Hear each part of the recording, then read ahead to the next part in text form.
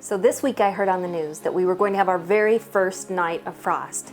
And like most of you probably have done in the past, or have done very recently perhaps, when you hear that, you know that means get home from work as quick as you can and scavenge through the garden to just make sure there is nothing left behind before that frost hits. So I went out and picked all the last sweet potatoes there were, and I found that my tomato plants were over there still producing so many sweet little green tomatoes that were never going to have a chance at turning red. All the big ones were finished, but the green tomatoes that are at that state in their life aren't ever going to turn red, even if I bring them inside and put them in a windowsill. So I'm going to share with you today a wonderful recipe. And let me just say this, if you think of all the recipes that you could make with leftover vegetables, what would be the most edible to your family? I can tell you a secret. It's probably something shaped like, that tastes like, that looks like a pie. They love pie, especially the boys. So stay tuned. We are going to make a wonderful, delicious recipe called green tomato pie.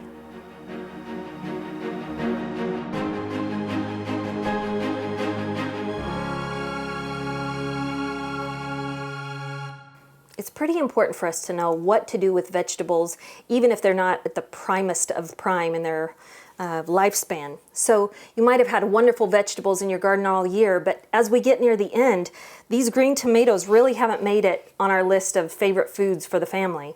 And yes, you can make fried green tomatoes, but what about the little baby ones? You can fry those up too, and some folks do. Also, it's popular to make chutney with them, or you can make sort of a green tomato ketchup with them, or you can pickle them. Those are kind of the most common recipes you'll see out there. But I was thrilled to see that Travis Milton from Comfort in Richmond, Virginia, had posted in Garden and Gun magazine a wonderful recipe in how to make green tomato pie. So I looked across the internet, and there are a lot of different recipes out there, but his just seems the best, partly because it also calls for bacon, and who doesn't love bacon? I mean, that's a universal favorite.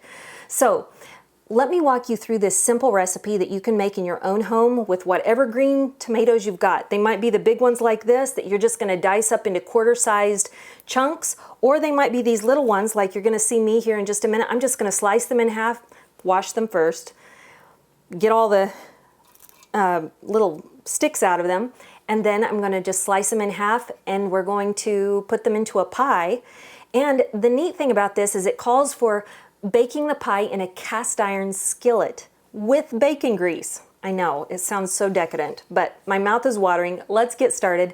I'm going to slice these in half, and I'm going to get the bacon cooking, and I'll walk you through this recipe next.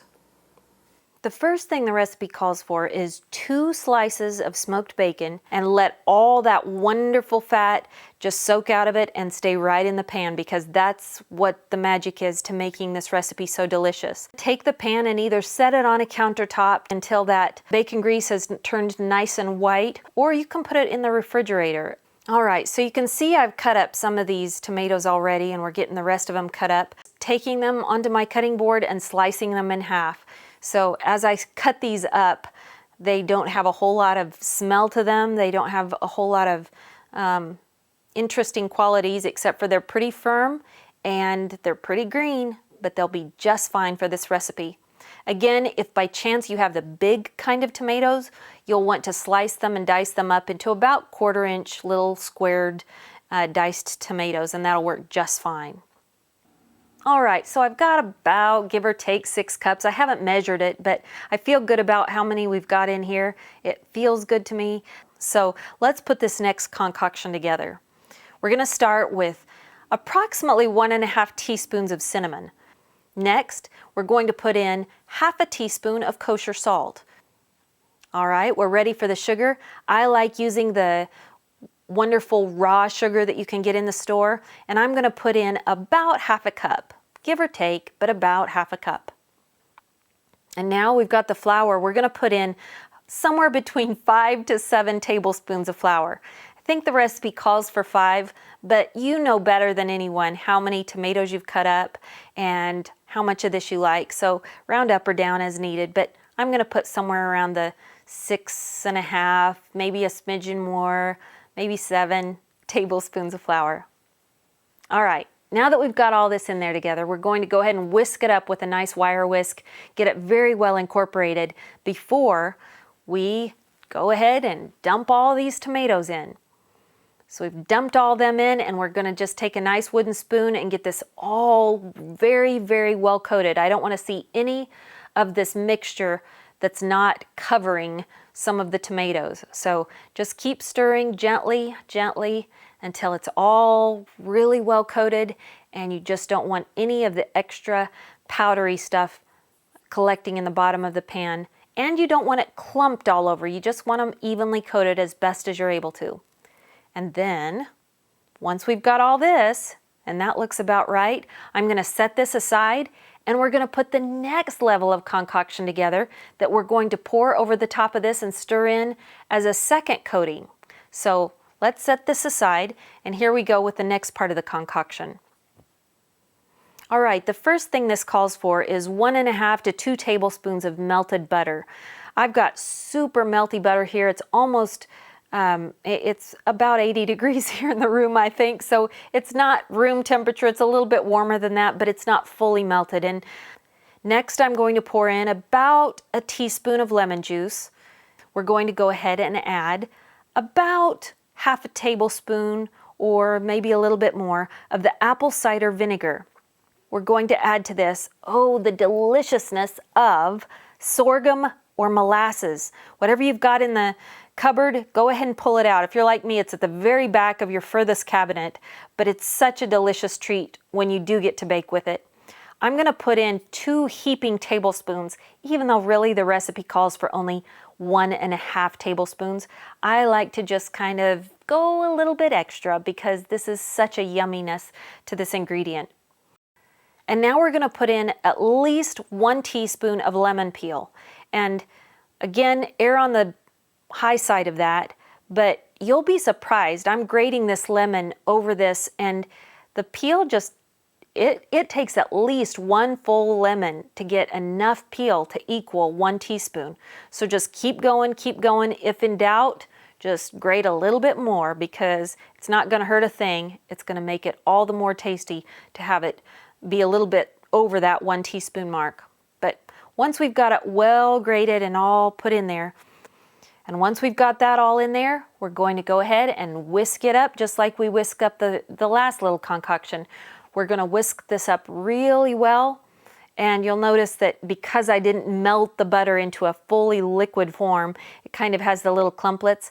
I don't mind that a bit because once it's whisked together, in my opinion, it seems to stick even just a smidgen better to the tomatoes when we pour it over the tomatoes when it's not fully liquidized. But that's just a personal opinion. All right, I think we've got it pretty good. And we're going to pour it all over the top. And as I pour it off, we're going to get a spatula and get all the last little goodies because this is the best, yummiest part of the whole recipe. As we pour it over, we don't want to get any of it missed. And as I get it drizzled over the top, I'm going to go ahead and gently stir all of those tomatoes one more time here and just get them really well coated as much as possible. Now sometimes, depending on what kind of tomatoes you've got, you may have some actual liquid that collects in the bottom of the bowl, and that's just fine.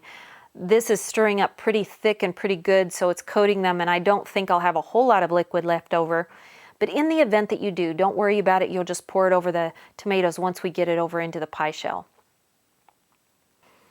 All right, so this is the pan with it pulled out of the refrigerator, and surprisingly, it probably just didn't have enough time to turn white. If I would have left it there a few more hours, it probably would have turned white, but it's got the beautiful sheen of being a solid now. It's thick on the bottom of the pan, and that's just what we want. So I only had 2 pieces of bacon left in the house. They were kind of petite sized and I used them. So I'm going to take butter, which is just fine as an alternative, and just thickly coat all up the sides of this pan, all the way around the edges. All right, and I've already prepared this pie crust over here. I've got it just waiting. It's waiting in the wings here for us to put it in, and I don't know if I've rolled it just the right circumference or not, but I'm guessing I've gotten pretty close. So let's just see how this goes.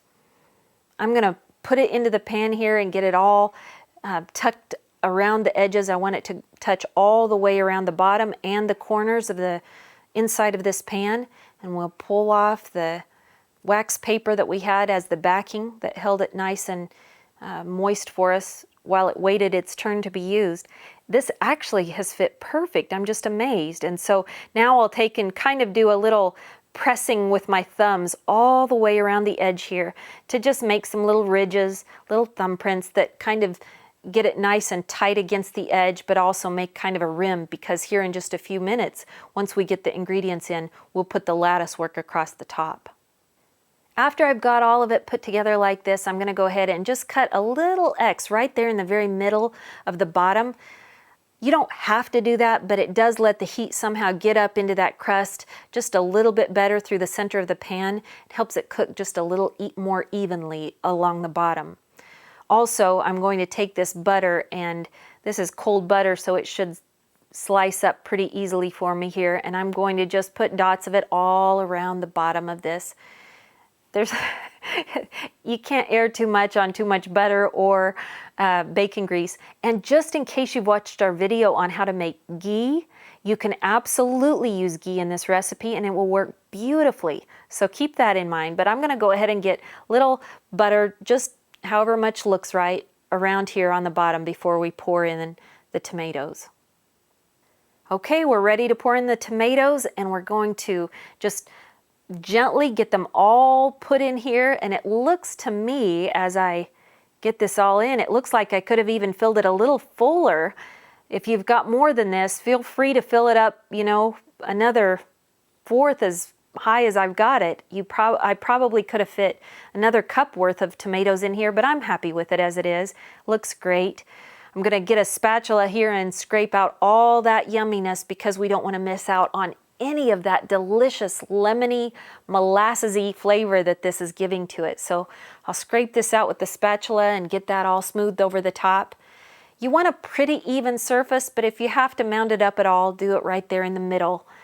And as soon as we've got these all in here, we'll go ahead and start on the lattice work that will be the finishing touch for this.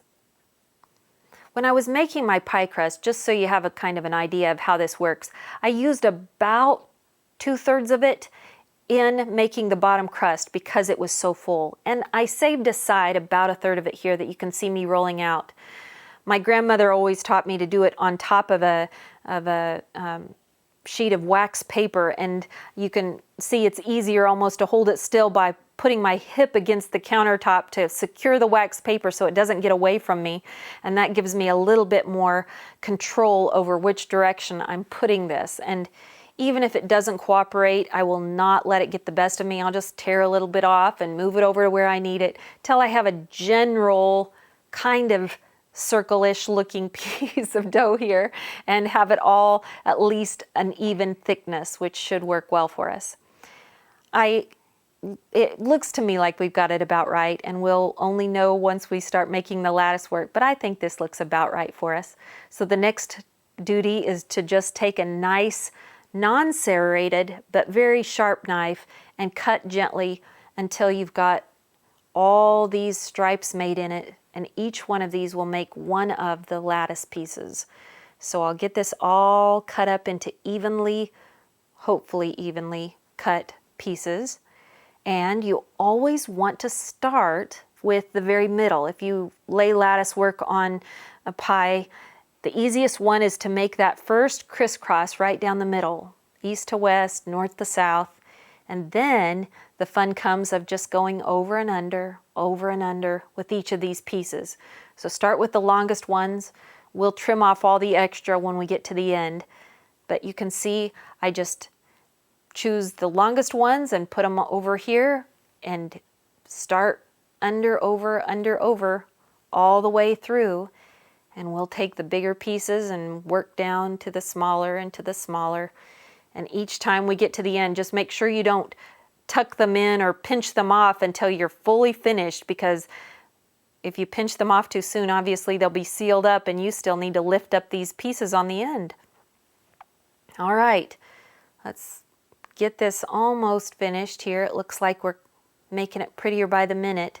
As I finish this, I'm going to go ahead and just take my knife and cut all the way around the edges and make sure there's nothing hanging over or dangling that doesn't look good. And I'm going to pinch everything together now when I finally have it finished so that all the edges are nicely sealed up together. Now, this last little bit is optional. Don't feel obligated, but if you want to put an egg wash on it, all you have to do is crack an egg into a little bowl and whisk it up with a fork real quick, and then you can take anything you've got. You could even take a paper towel or a rag. I've got a paintbrush here that I have dedicated for the cooking in the kitchen, and I'm just going to use that to put this egg white. Actually, it's the whole egg. I'm just going to put that all over the top of this, and it gives it a nice golden crispiness to the crust without overcooking it. So we get that just all over the top here. We won't use the whole egg. It'll only use maybe about a third of this wash that we've made, but it'll make it sure nice and golden. And I think we've got a beautiful looking pie here that's ready to go in the oven. Okay, I'm putting it on the middle shelf of the oven. We've got the oven set at 350 degrees, and I'm going to set the timer here for 45 minutes, and we'll come back and revisit that here in just a little while. So we checked on it at about 45 minutes, and I'll let you know it wasn't quite done. It was golden, but so this one took about 55 minutes, just so you know.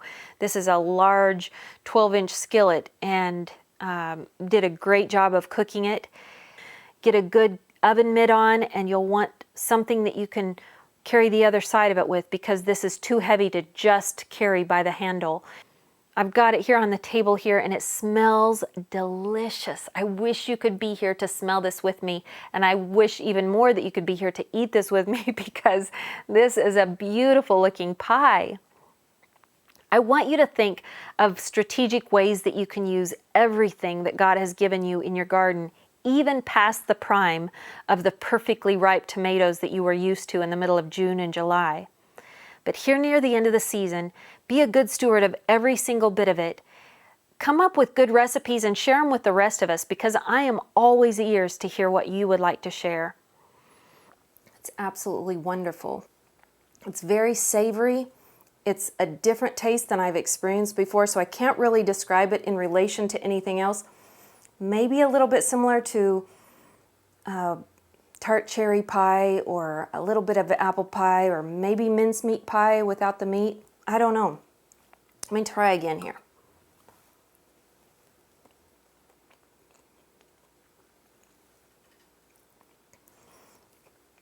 I taste the cinnamon. I taste the molasses. I love that. And the lemon is wonderful. I'll say this, if I were to do it again and got to experiment off camera, I was already thinking earlier, I can tell you for sure that I would crumble up those 2 pieces of bacon that we did at the very beginning of this recipe and sprinkle that over the top once I had these in the pan. I would also probably have added vanilla, because I think Mexican vanilla tastes so scrumptious in just about every recipe. So I would have added a little vanilla and maybe a little less salt. Also, I would say this, I had almost exactly 6 cups, but that was using every single little tiny, to the very tiniest rock hard tomatoes that I got out of the garden. And probably, just to cut down on any astringency, I would have left out the very smallest, greenest, hardest ones, just because all of the bitterness is going to cook out of the tomatoes, which is wonderful. But if you get the ones that are super hard, little tiny green ones, it's really hard to cook out the last bit of that astringency. And I do taste just a little bit of that in this pie. And I think that's probably something I'll learn for next time.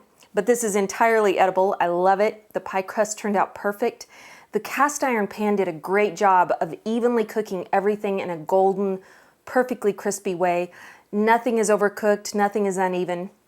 So I would recommend that you try the recipe and just give it your own little spin, like I will the next time I get it out.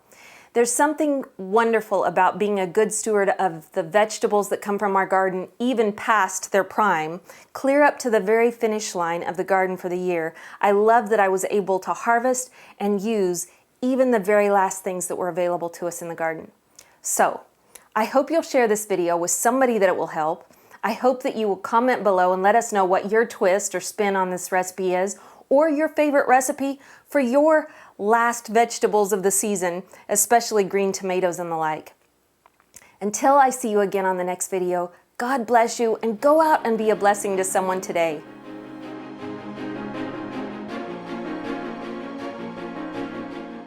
Hey, before you go, let me leave you with this word. This is out of James chapter 1, verse 12. It says this, "Blessed is the one who perseveres under trial, because having stood the test, that person will receive the crown of life that the Lord has promised to all of those who love him." Now go spread the word.